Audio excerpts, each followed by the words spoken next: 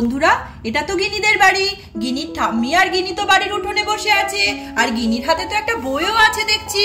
কিন্তু গিনির মা ঘরের ভেতর থেকে কত চেঁচামেচি করছে। কি হয়েছে চলো দেখে নি তাড়াতাড়ি। ঠাম্মি, মা কত বকাবকি করছে। হ্যাঁ, আমি তো সেটাই ভাবছি, তুমি ঘরের মধ্যে কি কাণ্ড পাকিয়ে এসছো। সকাল সকাল তোমার হাতে বই দিদি ভাই, এ তো ভালো কথা নয়। ব্যাপারটা কি করেছো বলো, নিশ্চয়ই কোনো অন্যায় করেছো। আমার কাছে তাড়াতাড়ি স্বীকার করে নাও। আরে কিছুই করিনি, এই দেখো পড়ছিলাম, তাতেই তো মা রেগে গেছে। একটু পরে দিদিমণি আসবে, আমি তো পড়াও তৈরি করে ফেলেছি, তাতেও মা রেগে যাচ্ছে। দিদি ভাই, তুমি তো ঠিক বলছো না, কিছু তো করে এসেইছো, না হলে বড় বৌমা এত রেগে যায়, সকাল সকাল এত চেঁচামেচি করে। ঠিক আছে ঠিক আছে ঠাম্মি, ওই আমি একটু লিখিনি, লিখতে আসলে আমার ভালোই লাগে না, তাই জন্য তো। ও বাবা, তাই বলো? না না, পরীক্ষা তো লিখেই দিতে হবে, না লেখাপড়া করলে কি করে বড় মানুষ হবে। ঠিক আছে ঠিক আছে, মা যেমনটা বলছে তেমনটা করে নাও, মার মাথা গরম আছে, নালে দুম দুম করে পিটিয়ে দেবে। এই গিনি, গিনি কোথায় পালালি? দাঁড়া, তোর হচ্ছে আজকে। ওই দেখ তোর মা আসছে তেরে। ও বাবা গো, ঠাম্মি কি করবো কি করবো, আমি কোন দিকে পালাবো? আমি পালাই পালাই, আমি এখানে দাঁড়িয়ে থাকি চুপটি করে।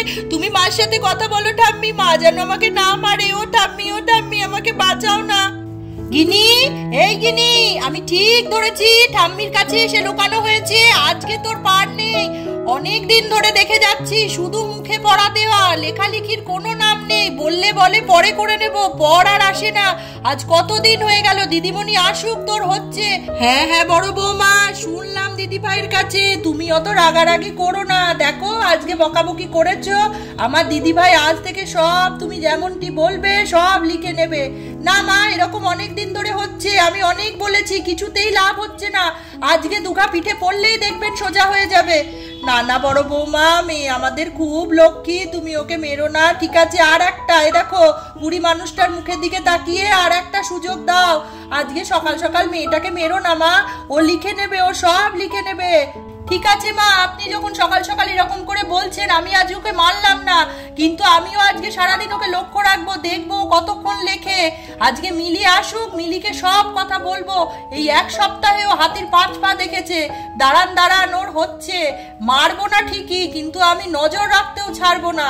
গিনির মা যখন গিনির ঠাম্মির সঙ্গে কথাই ব্যস্ত, তখন তো গিনির দিদিমণি এসে হাজির। কই গিনি, গিনি, এই তো সবাই এখানে আছে। বাবা বাবা, ভালোই ছুটি কাটালে, এবার তো পড়াশোনায় মন দিতে হবে। এই তো মিলি, তোমার শরীর ঠিক আছে? জানো তুমি 1 সপ্তাহ আসোনি, আমার মেয়ের যে কিবার বেড়েছে কি বলবো। হ্যাঁ হ্যাঁ বৌদি, এখন আমার শরীরটা ভালোই আছে, ওই জন্যই তো চলে এলাম। আর গিনি, গিনি তো খুব ভালো মেয়ে, আমি তো বাড়িতে অনেক কাজ দিয়ে গেছিলাম, সেগুলো সব করেনি।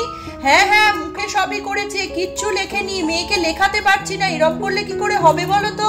লেখা পরীক্ষা দেবে পরীক্ষায়, তাহলে মুখে তো ধরবে না, তাহলে ও পারবে কি করে? ও বাবা, এই ব্যাপার। হ্যাঁ, ওর একটু লেখায় অনীহা আছে ঠিকই, কিন্তু ঠিক আছে ঠিক আছে, আমার কাছে সে জিনিসের ব্যবস্থাও আছে বৌদি। হ্যাঁ হ্যাঁ, তুমি তো মারবে না, তুমি তো না মেরে কি করে কি করবে, আমি তো কিছুই বুঝতে পারছি না। এই 1 সপ্তাহে আমি ওকে জব্দ করবো কি? ওই তো আমাকে জব্দ করে রেখে দিয়েছে, এরকম করলে কি করে ভালো রেজাল্ট হবে বলো তো? ও হ্যাঁ হ্যাঁ, সেটাও ঠিক, লিখতে তো হবেই। আচ্ছা বৌদি, কোনো চিন্তা করো না, আমি আজকে এমন একটা ব্যবস্থা করে রেখে যাব যে বাড়িতে ওর পেনই থামবে না। তুমি উল্টে বললে যে না তুই লিখবি না, আর কিন্তু তাও দেখবে ও সারা দিন ধরে লিখে যাচ্ছে।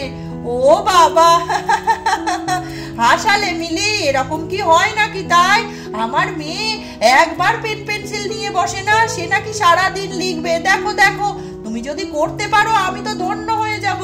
আরে করতে পারবো কি বৌদি, তুমি দাঁড়িয়ে দাঁড়িয়ে খালি দেখো আমি কি করি। এই যে গিনি, তোমার নামে এত নালিশ, আমি কিন্তু আজকে দেখিয়ে দিতে হবে মাকে যে তুমি কিরকম ভালো লেখাপড়া করবে। আর তোমার সব বন্ধুদের ডাকো, পড়ার সময় হয়ে গেছে, আমি তো পড়াতে বসাবো। আজকে তোমাদের জন্য নতুন লেখাপড়ার জিনিস আছে, আমি সব আনাচ্ছি, এদিকে তুমিও বন্ধুদের ডেকে নাও। ঠিক আছে ম্যাম, আমি সবাইকে এক্ষুনি গিয়ে দৌড়ে ডেকে নিয়ে চলে আসছি। এই লিজা, কোথায় গেলি? গুড্ডি, তাড়াতাড়ি আয়, ম্যাম এসেছে তো। দেখতে দেখতে গিনি তো সব বন্ধুদের নিয়ে চলে এসেছে, আর বন্ধুরাও তো বই খাতা নিয়ে রেডি হয়ে গিয়েছে পড়ার জন্য। কিন্তু ওমা, একে মিলি দিদিমণি এটা কি নিয়ে এসেছে? এটা তো মনে হচ্ছে এটা বোর্ড, আর হাতে তো মনে হচ্ছে এটা একটা পেন। চলো দেখে নি এটা কি বোর্ড। ওমা, এটা তো কি সুন্দর দেখতে। এটা বোর্ড ম্যাম, তুমি আজ থেকে আমাদের এটাতে পড়াবে? আরে পাগল, বুঝতে পারছিস না? এটা বোর্ড, এবার এটা থেকে আমাদের পড়াশোনা করতে হবে, আমাদের আর লিখতে হবে না, বুঝলি? ওমা, তাই নাকি? আমাদের আর লিখতে হবে না, বোর্ডেই ম্যাম লিখিয়ে দেবে, আমরাও বোর্ডে লিখে নেব, ভালোই হবে। হ্যাঁ, তোমাদের এই লেখার অনীহার জন্যই তো আমি এই বোর্ডটা নিয়ে এসেছি। এই যে এই পেনটা দেখছো, যেটা লাঠির মতন মনে হচ্ছে, এইটা দিয়েই আমি ওই স্ক্র্যাচ বোর্ডটাতে লিখবো, আর স্ক্র্যাচ হতে থাকবে, আর সুন্দর লেখাও হবে। আর লেখাগুলো কিন্তু রং বেরঙের হবে, তোমাদের খুব মজা লাগবে পড়তে। কি তোমরা চাও তো লিখতে? হ্যাঁ ম্যাম। আচ্ছা আচ্ছা, ঠিক আছে, তাহলে আমি লিখতে শুরু করি, তারপরে তোমাদেরও সুযোগ দেব লেখার। এরকম করে আমরা আস্তে আস্তে পড়া এগিয়ে যাব। আচ্ছা ম্যাম। দেখতে দেখতে দিদিমণি তো পেন নিয়ে নতুন বোর্ডে লেখানো শুরু করে দিয়েছে। আচ্ছা, আগের দিন তোমাদের যেটা পড়িয়েছিলাম মনে আছে? সেটাই আজকে শুরু করব আমি, সহজ পাঠ থেকে সেই ছড়াটা। আমি প্রথমে 2 লাইন লিখবো, তারপর তোমরা একে একে এসে এক এক লাইন করে লিখতে শুরু করবে। ঠিক আছে ম্যাম। এই দেখো কি সুন্দর লেখা হচ্ছে। বনে থাকে বাঘ, বদন্তের নয়কার বনে।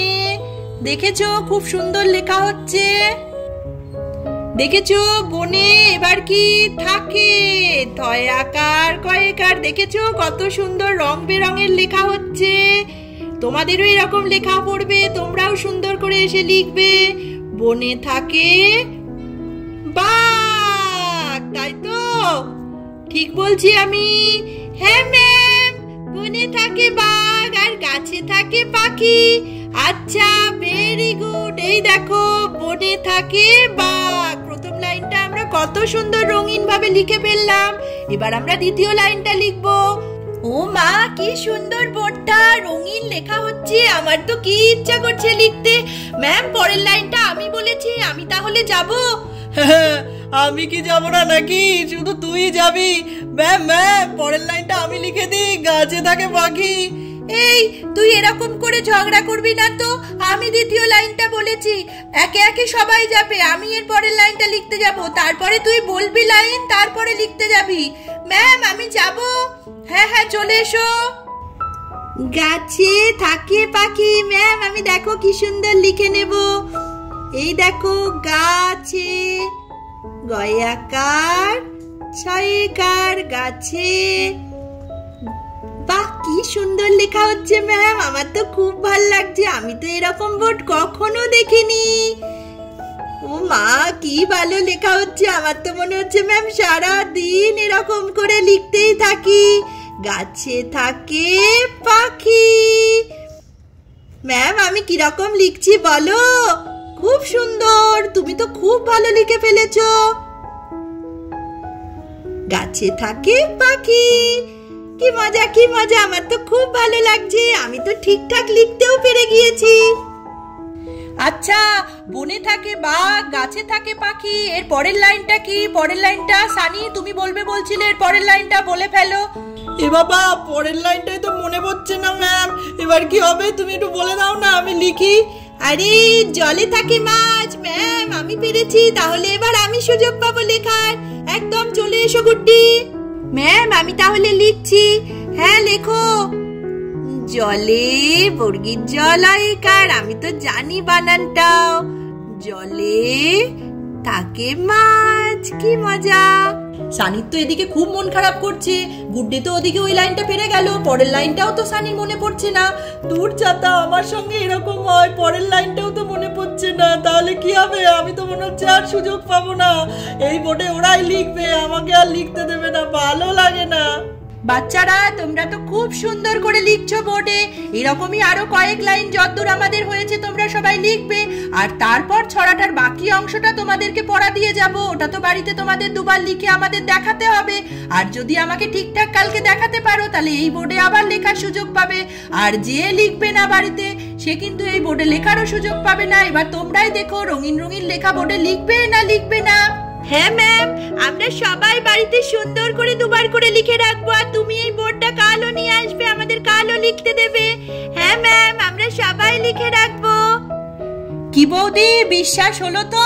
এবার দেখবে গিনি বাড়িতে কি সুন্দর করে দুবার ছড়া লিখে রেখে দিচ্ছে, আর অঙ্কও তো দিয়ে যাব, সব কাজও ঠিক মতন করে রাখবে, কারণ ওদের তো বোর্ডে রঙিন লেখা লিখতে হবে। সত্যি তাই মিলি, তোমার তো জবাব নেই। আমি এখানে বসে বসে তাই এতক্ষণ দেখছি ওরা কত আনন্দ করে লিখছে, আর বাড়িতেও তো এবার মনে হচ্ছে লিখে নেবে। তোমার মাথায় খুব বুদ্ধি, যাই বলো। বুদ্ধি না থাকলে হবে? বাচ্চাদেরকে মেরে ধরে সবসময় হয় না বৌদি। তাহলে দেখতেই পেলে বন্ধুরা, গিনিদের বাড়িতে আজকে গিনি দিদিমণি কত সুন্দর একটা স্ক্র্যাচ বোর্ড নিয়ে এলো, আর গিনিরা বন্ধুরা মিলে সবাই মিলে একসঙ্গে রঙিন রঙিন লেখা লিখলো তাতে। এরকমই আরো সুন্দর সুন্দর ভিডিও দেখতে হলে চ্যানেলটিকে এক্ষুনি সাবস্ক্রাইব করে দাও বন্ধুরা, আর ভিডিওটি ভালো লাগলে লাইক আর কমেন্ট করতে ভুলবে না যেন। আজকের মতন এটুকুই, টাটা বন্ধুরা।